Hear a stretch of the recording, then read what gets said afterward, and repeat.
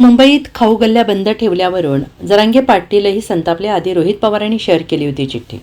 आंदोलनस्थळी आंदोलकांना सुविधा उपलब्ध करून द्यायच्या असतात आणि हेच लोकशाहीचं खरं तत्त्व आहे. परंतु राज्य सरकार आंदोलकांची गैरसोय कशी होईल याचं नियोजन करत असेल तर ते हुकुमशाहीचं लक्षण म्हणावं लागेल, असं म्हणत आमदार रोहित पवार यांनी मुंबईतील खाऊ गल्ल्या आज बंद ठेवल्यावरून संताप व्यक्त केला आहे. एकीकडे हजारोंच्या संख्येनं लाखापेक्षा जास्त मराठा बांधव मुंबईत दाखल झाले असून आझाद मैदान, हायकोर्ट आणि CSMT परिसरात ठिय्या मांडून बसलेले आहेत.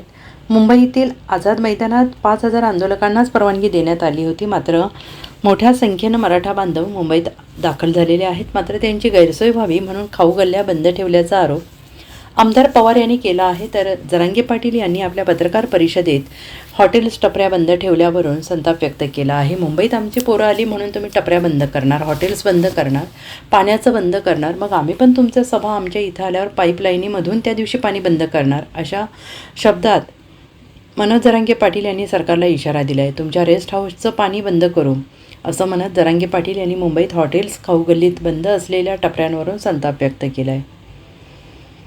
रोहित पवार यांनी सुद्धा याबाबत ट्विस्ट केलं होतं. मराठा आंदोलनाच्या पार्श्वभूमीवर खाऊ गल्ल्या बंद ठेवण्याचे अलिखित फतवे गृह विभागाने काढल्याचे समोर येत आहे.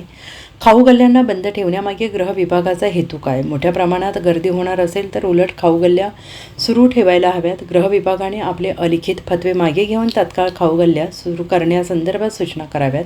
तसेच आंदोलकांची मोठ्या प्रमाणात असलेली संख्या बघता आझाद मैदानावर पिण्याचं पाणी, स्वच्छतागृहे यासारख्या कोणत्याच मूलभूत सुविधा सरकारने उपलब्ध करून दिलेल्या नाहीत.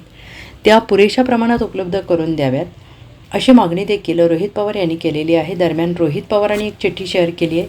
त्यामध्ये खाऊ गल्ल्या बंद ठेवण्याचे आदेश पोलिसांनी दिल्याचं म्हटलं. यानं त्या मार्गाने दगाफटका करण्याचा डाव सरकार आखत असेल तर सरकार मोठी चूक करत आहे, हे गृहमंत्र्यांनी विसरू नये. गृहमंत्री हुशार आहे, सरकारकडून दुसऱ्यांदा चूक होऊ देणार नाहीत ही अपेक्षा, असं म्हणत रोहित पवार यांनी मनोज जरांगेंच्या पहिल्या आंदोलनाची आठवण करून दिली.